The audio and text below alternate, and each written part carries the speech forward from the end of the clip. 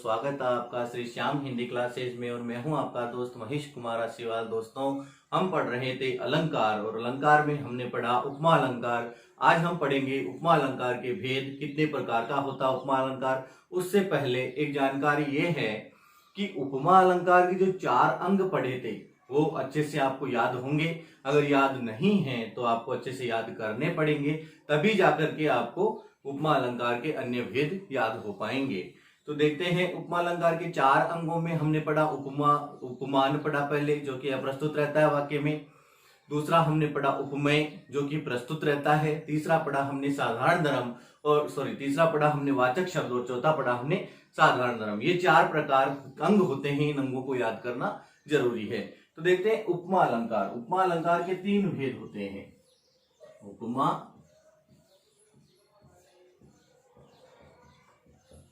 अलंकार 3 प्रकार का होता है। उपमा अलंकार 3 प्रकार का होता है। नंबर 1 है पूर्णोपमा अलंकार।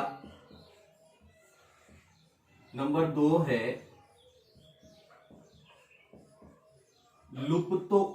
लुप्तोपमा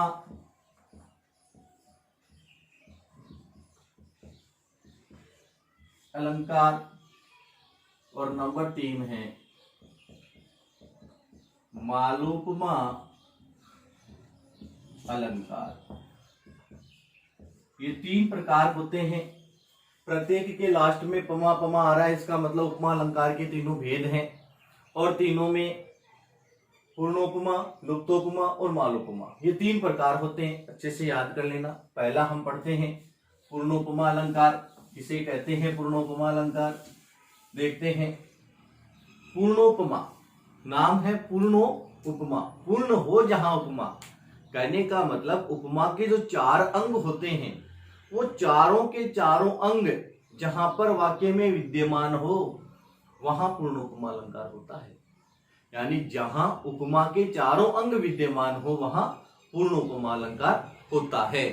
देखते हैं परिभाषा।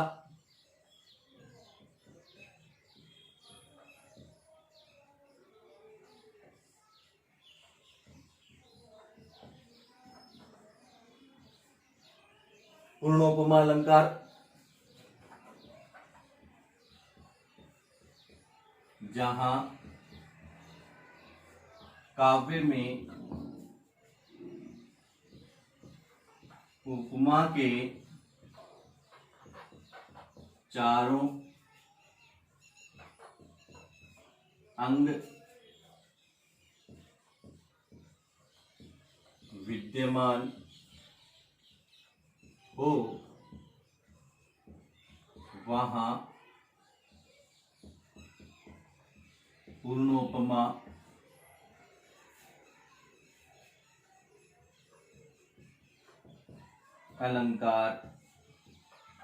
पूर्णोपमा अलंकार होता है। यानी जहां काव्य में उपमा के चारों अंग विद्यमान हो। 4 अंग कौन कौन से? उपमान, उपमेय, वाचक शब्द और साधारण धर्म। ये चारों के चारों जहां मौजूद हो वहां पर पूर्णोपमा अलंकार होता है। उदाहरण देखते हैं, अच्छे से पता चलेगा। पहला उदाहरण है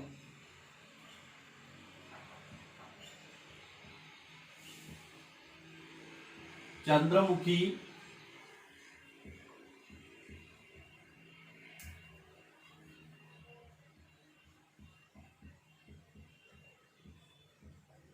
हिले न डुले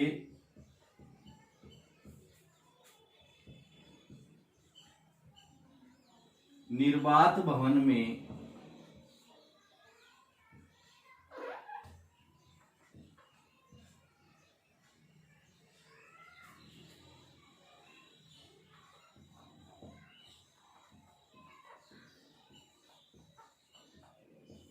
दीप सिकासी। चंद्रमुखी हिले न डुले निर्वात भवन में दीप सिकासी। अब इसमें चारों अंग मौजूद है कि नहीं है ये हमें पता लगाना है। सबसे पहले पहचान का शब्द होता है, वाचक शब्द वो पहले पता लगाया जाता है कि वाचक शब्द इसमें है कि नहीं है, तभी पता चलेगा उपमा है कि नहीं है, ऐसे थोड़ी पता चलेगा। तो वाचक शब्द क्या है?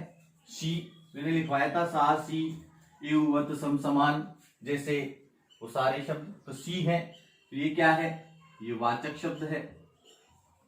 ठीक है, फिर क्या कह रहा है कि चंद्रमुखी हिले न डुले निर्वात भवन में दीप सिखासी, यानी चंद्रमुखी के बारे में कहा जा रहा है। ये प्रस्तुत है यानी उपमेय है। ठीक है, और कैसी? दीप शिखा के समान, और ये अप्रस्तुत है यानी उपमान है। फिर साधारण धर्म क्या है? हिले न डुले, न तो हिलती है न डुलती है, तो यहां पर साधारण धर्म, यानी चंद्रमुखी के बारे में कहा जा रहा है कि चंद्रमुखी है वह न तो हिलती है न डुलती है, और इसे निर्वात भवन में यानी भवन में, कोप भवन में न तो हिलती है न डुलती है, दीप सिकासी, दीप सिका के समान, न तो हिलती है न डुलती है। समझ में आ गया होगा? तो यहाँ पर चंद्रमुखी क्या उपमेय है, प्रस्तुत है, दीपशिका उसको उपमान दिया गया है, सी वाचक शब्द है, और हिले न डुले साधारण धर्म है यानी उसका गुण है। तो यहां पर चारों के चारों अंग विद्यमान है। पहला उपमेय, दूसरा उपमान, वाचक शब्द और साधारण धर्म। इससे समझ में ना आया तो एक साधारण सा उदाहरण देखते हैं हम। मुख चंद्रमा के समान सुंदर है। मुख चंद्रमा के समान सुंदर है, तो मुख चंद्रमा समान और सुंदर, चारों चीजें हैं। मुख क्या है? उपमेय है। चंद्रमा क्या है? उपमान है। समान क्या है? वाचक शब्द है। और सुंदर क्या है? इसका गुण यानी साधारण धर्म। तो जहां पर ये चारों अंग विद्यमान हो वहां पर पूर्णोपमा अलंकार होता है। एक उदाहरण और हो सकता है, कोमल कुसुम समान देह आहा हुई तप्त अंगारमयी। कहने का मतलब जहां पर भी ये चारों अंग मौजूद हो जाते हैं, जिस भी काव्य में या जिस भी काव्य पंक्ति में उपमेय, उपमान, वाचक शब्द और साधारण धर्म ये चारों पता चल जाते हैं, आ जाते हैं, वहां पर क्या होता है? पूर्णोपमा अलंकार होता है, उसे पूर्णोपमा अलंकार कहते हैं। तो ये आपको अच्छे से समझ में आ गया होगा। अब हम दूसरा पढ़ते हैं, वो है लुप्तोपमा अलंकार।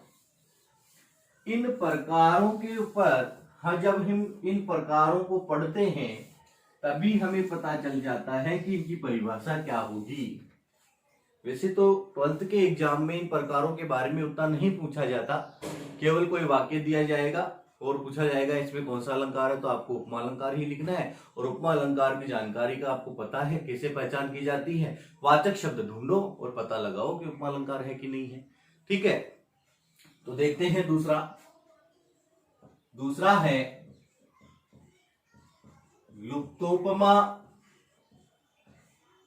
अलंकार। लुप्तोपमा अलंकार क्या होता है? पहला हमने पढ़ा पूर्णोपमा, यानी पूर्ण हो जहां उपमा, यानी उपमा के चारों अंग मौजूद हो वो पूर्णोपमा। और लुप्तोपमा जहां पर एक या दो अंग लुप्त हो या आए नहीं हो वहां पर लुप्तोपमा। तो दूसरा क्या हो गया कि जहां उपमा के किन्हीं एक या दो अंगों का लोप पाया जाता है वहां लुप्तोपमा अलंकार होता है। जहां काव्य में उपमा के किन्हीं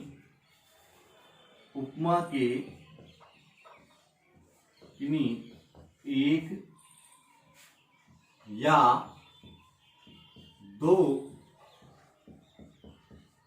अंगों का लोप हो वहां लुप्तोपमा अलंकार होता है। जहां काव्य में उपमा के किन्हीं एक या दो अंगों का लोप हो वहां लुप्तोपमा अलंकार होता है। या तो एक अंग नहीं रहेगा या दो अंग नहीं रहेंगे, ठीक है। तीन अंग रहेंगे तो फिर लुप्तोपमा उपमा का पता ही कैसे चलेगा। तो दो अंग तो मौजूद रहेंगे लेकिन दो मौजूद नहीं रहेंगे। कहने का मतलब चार अंग है, उपमान, उपमेय, वाचक शब्द और साधारण धर्म। इनमें से कोई दो नहीं रहेंगे, और दो नहीं रहेंगे वहां पर लुप्त हो जाएगा। कहने का मतलब जहां पर अंग लुप्त होते हैं वो लुप्तोपमा अलंकार होता है। जैसे उदाहरण देखिए, उदाहरण है मुख,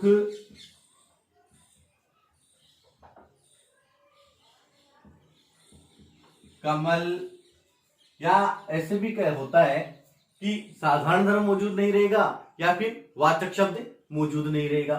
तो मुख कमल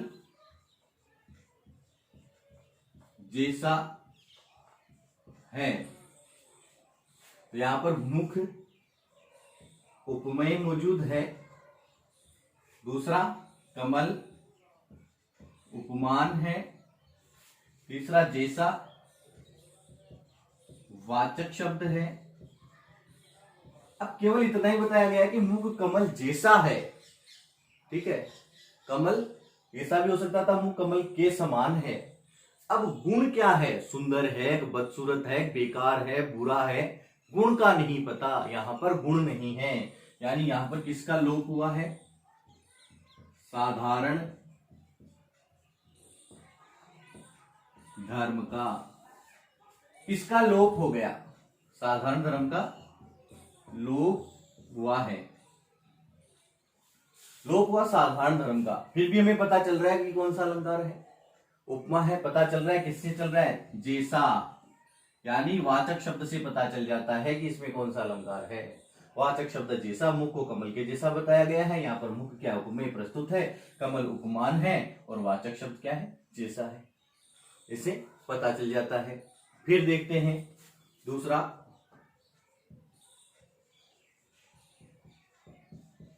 कुलिस वचन कहे, कुलिस वचन कहे किसी का भाई जी न दुखाओ। कुलिस वचन कहे कभी, कुलिस वचन कहे कभी, पुलिस वचन कहे कभी किसी का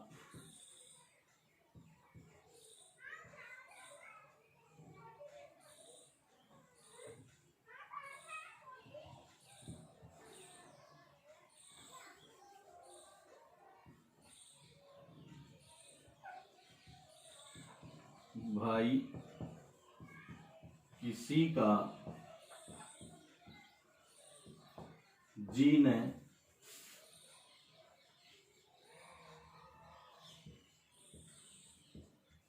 दुखाओ।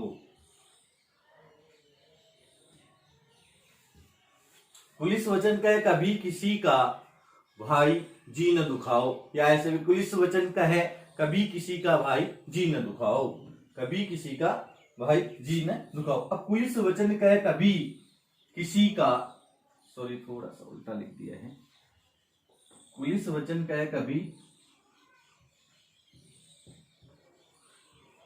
किसी का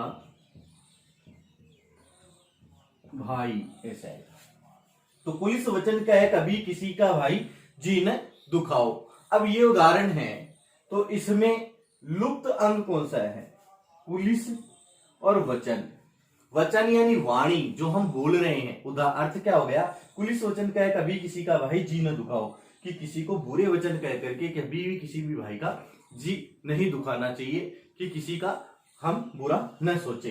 तो पुलिस वचन, पुलिस क्या हो गया, उपमान हो गया, और वचन क्या हो गया, उपमेय हो गया। अब इसमें साधारण धर्म भी नहीं है और वाचक शब्द भी नहीं है। पता कैसे चल रहा है? कुलिस वचन यानी वचनों को कैसा बताया गया है? उपमान क्या है? वचन यानी वाणी प्रस्तुत है, और कुलिस यानी बुरे वचन, बुरे विचार, बुरे शब्द, ये उपमान है। तो उपमेय क्या होगा? वचन, उपमान होगा कुलिस। तो जहां पर उपमेय और उपमान ही मौजूद रहेंगे, किसमें? लुप्तोपमा में। साधारण धर्म और वाचक शब्द, या तो साधारण धर्म आ जाएगा या वाचक शब्द नहीं आएगा, वाचक शब्द आ जाएगा साधारण धर्म नहीं आएगा, हो सकता है दोनों ही ना आए, तो वहां पर लुप्तोपमा अलंकार होता है। समझ में आ गया होगा। यहां पर उपमान है कुलिश, वचन है उपमेय। उपमेय यानी प्रस्तुत होता है, और यहां पर इन दोनों के बीच में तुलना की गई है, और जहां पर तुलना की जाती है वहां पर उपमा अलंकार होता है।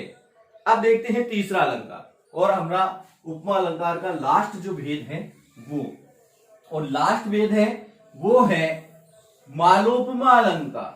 मालोपमा तीसरा है मालोपमा।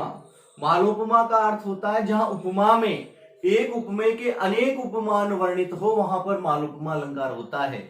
जहां तीसरा देखते हैं मालोपमा अलंकार।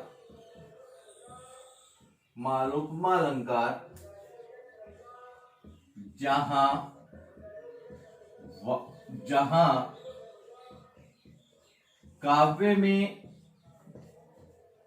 जहां काव्य में एक ही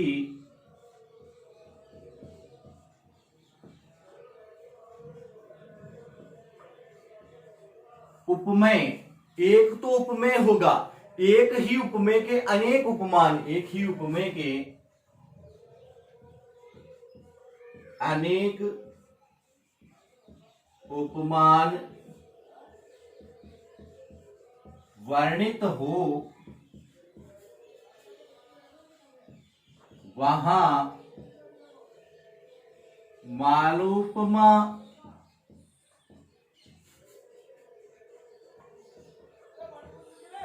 मालोपमा अलंकार होता है। कहने का मतलब जहां काव्य में एक ही उपमेय के अनेक उपमान वर्णित होंगे, एक उपमेय होगा, उपमान अनेक सारे होंगे। जैसे हम पढ़ रहे थे, पहला उदाहरण शुरू से हम पढ़ते आ रहे, मुख कमल के समान है या मुख कमल के समान सुंदर है। अब उसमें क्या होगा? एक ही उपमान आ रहा था, क्या कि चंद्रमा के समान है या कमल के समान है। अब हम पढ़ेंगे मुख चंद्रमा और कमल के समान सुंदर है। देखिए उदाहरण, इसमें क्या होता है कि उपमान एक से ज्यादा हो जाते हैं। मुख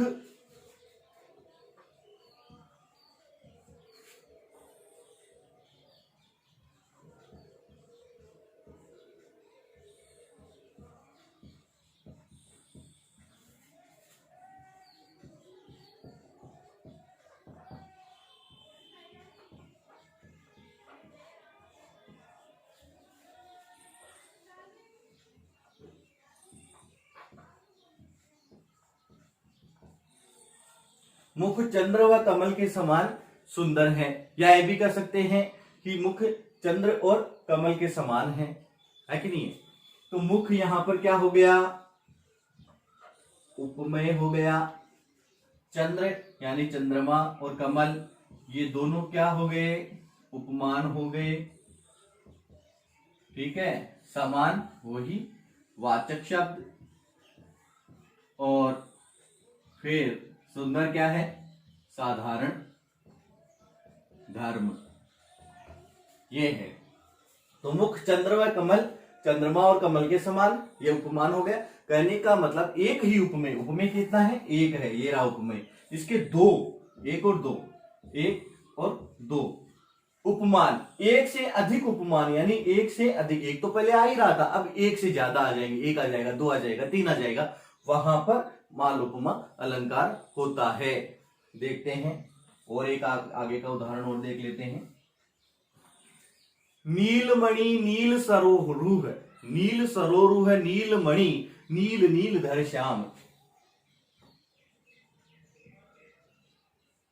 नील सरोरुह, नीलमणि,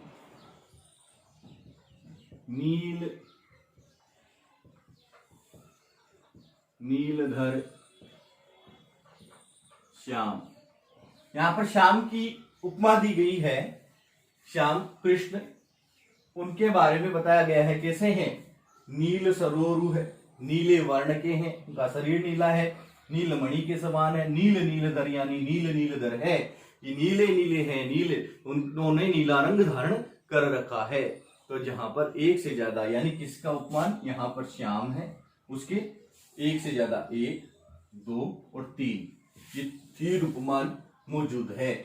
जहां पर एक ही वर्ण के, एक ही उपमेय के 1 से अधिक उपमान वर्ण हो, वहां पर मालोपमा अलंकार होता है। यहाँ पर वाचक शब्द और साधारण धर्म नहीं है, क्योंकि वाक्य को पढ़ने से ही पता चल रहा है कि इनके बारे में कहा जा रहा है कि इनके इन नामों से पुकारा जा सकता है कि नहीं है। तो यहाँ पर उपमेय श्याम है और उपमान क्या है, नील सरोवर, नीलमणि, नीलधर, ये इनके उपमान हैं। तो इस प्रकार से ये उपमा अलंकार है अपना। इसके 3 भेद होते हैं, पूर्ण उपमा, लुप्त उपमा और मालोपमा। तीनों के तीनों हमने पढ़ लिए, अच्छे से समझ में आ गए होंगे। और ज्यादा समझने के लिए आप कांटेक्ट करें। तो देखिए प्यारे विद्यार्थियों, आज हमने उपमा अलंकार पूर्ण कर लिया है। आगे हम पढ़ेंगे रूपक के बारे में, वो अगले वीडियो में। तो आप ज्यादा से ज्यादा इस चैनल को शेयर करें, लाइक करें और सब्सक्राइब करें और ज्यादा से ज्यादा पढ़ें। धन्यवाद।